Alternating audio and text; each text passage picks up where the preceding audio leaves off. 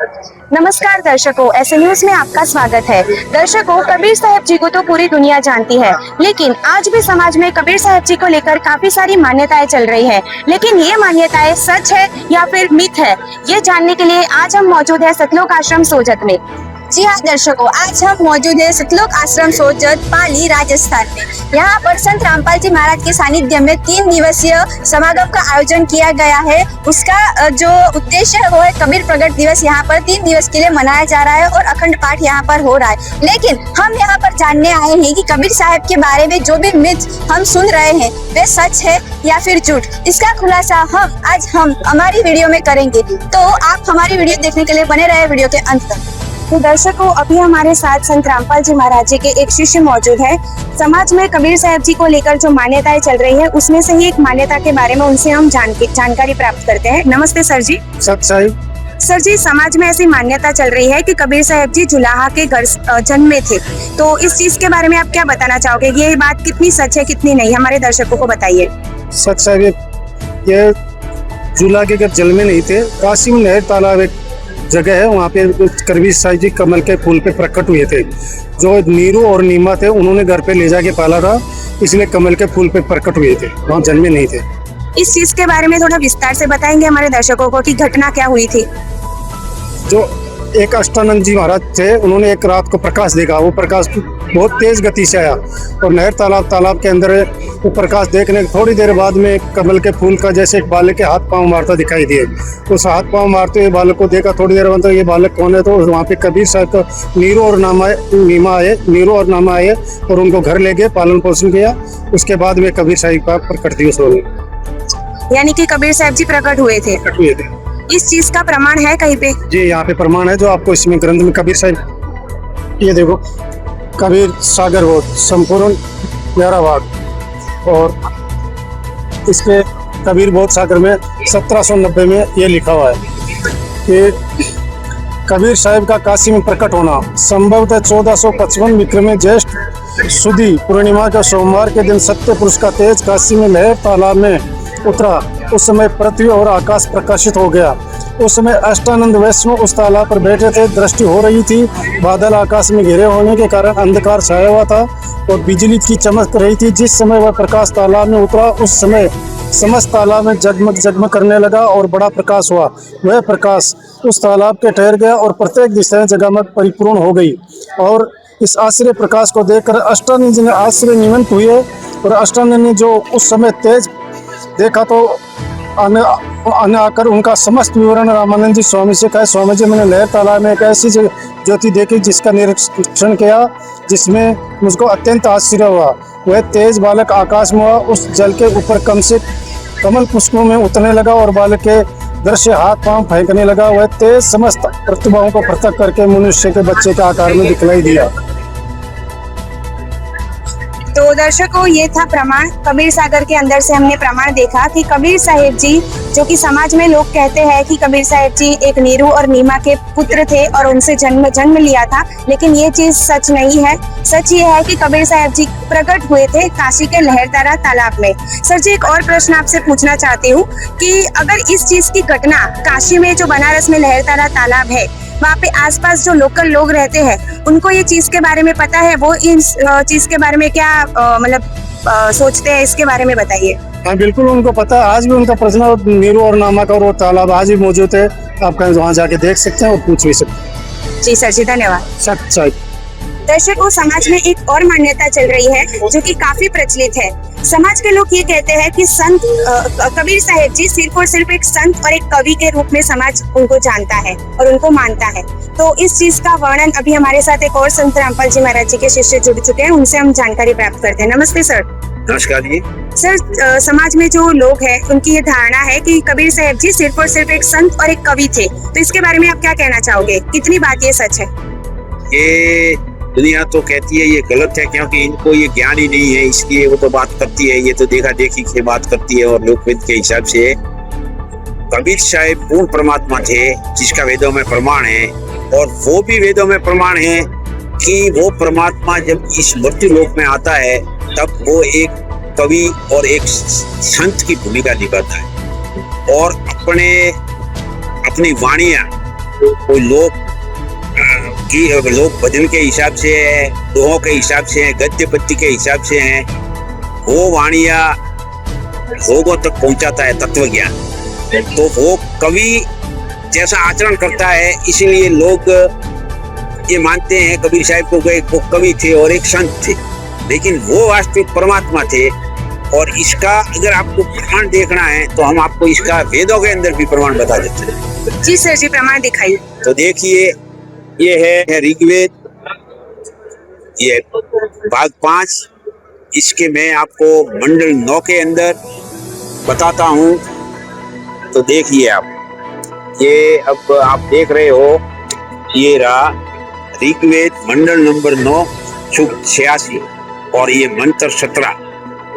क्या लिखा हुआ है कि वाणी द्वारा काव्य, अपनी काव्य द्वारा और वाणियों द्वारा उसकी स्तुति करते हैं। ये तो इन्होंने जो अनुवाद किया है ये बराबर अनुवाद नहीं किया है। इसका मतलब ये है कि वो कबीर देव वो अपनी वाणी, तत्व ज्ञान वाणियों द्वारा लोगों तक पहुंचाता है।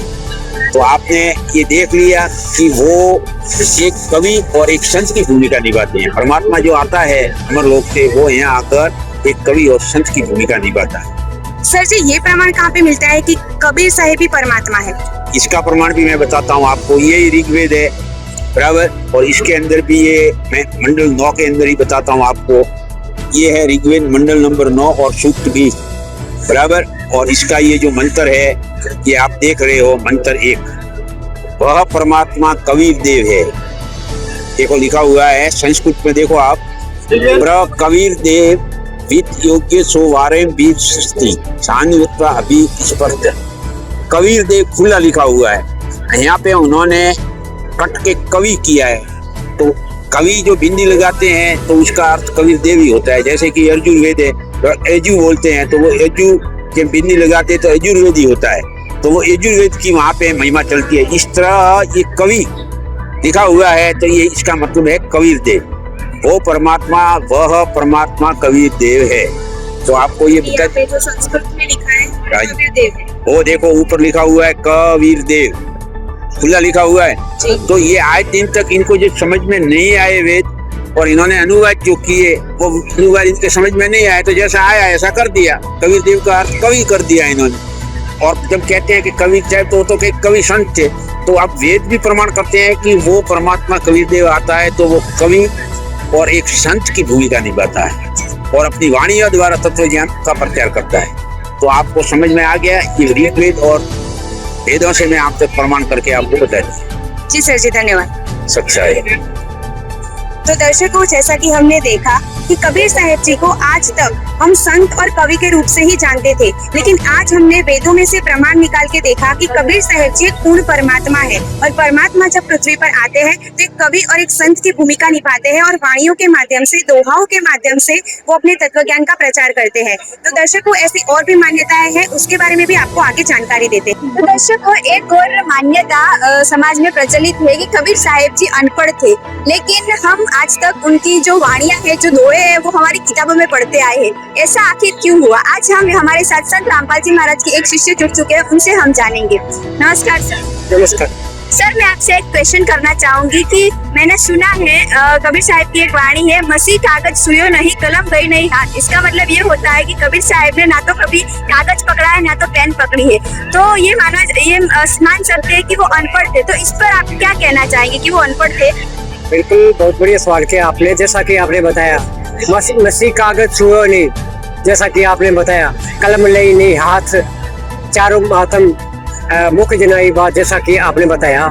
कबीर परमात्मा ने, जैसा कि वो मतलब लोग कहते हैं, जिन लोगों का मानना है भी वो पढ़े लिखे नहीं थे, लेकिन सच्चिदानंद घन ब्रह्म की वाणी जिसे कहा जाता, परमात्मा ने अपने मुख के माध्यम से तत्व ज्ञान प्रदान किया। इनके उनके शिष्यों ने, जैसे धर्मदास जी थे, उन्होंने इस वाणी को मतलब लिपिबद्ध किया गया था।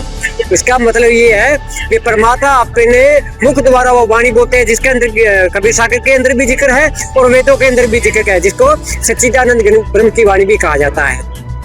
तो ऐसा इसका मतलब है जी। यानी कि आपका क्या कहना है कि कबीर साहब अनपढ़ थे या नहीं? नहीं, वो अनपढ़ नहीं थे।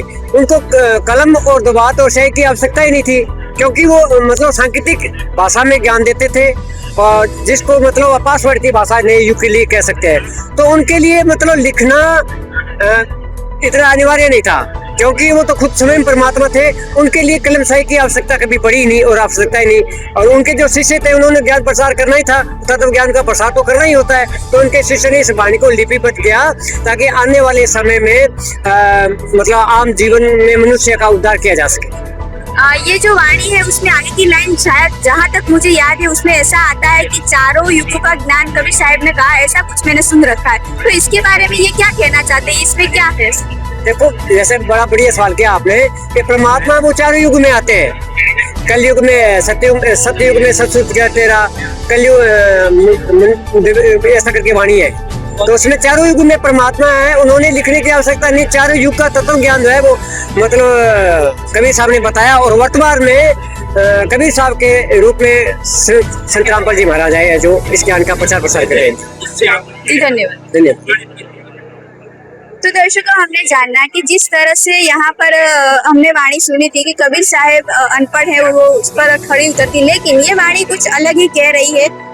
कबीर साहब जो थे वो अनपढ़ नहीं थे। उन्होंने यहाँ पर आकर ऐसा माना जाता है कि चारों युग का ज्ञान उन्होंने दिया है, और दोहे और वाणी द्वारा उन्होंने समाज को एक अलग ही निर्देश दिया है, अलग ही संदेश दिया है, जो कि सुनने लायक है और समझने लायक है। और भी मान्यता है, उसके बारे में हम जानेंगे, बने रहे हमारे साथ। दर्शकों, अभी तक हमने 3 मान्यताएं तो देख ली, अभी एक और मान्यता है कि कबीर साहब जी मुसलमान थे या फिर हिंदू।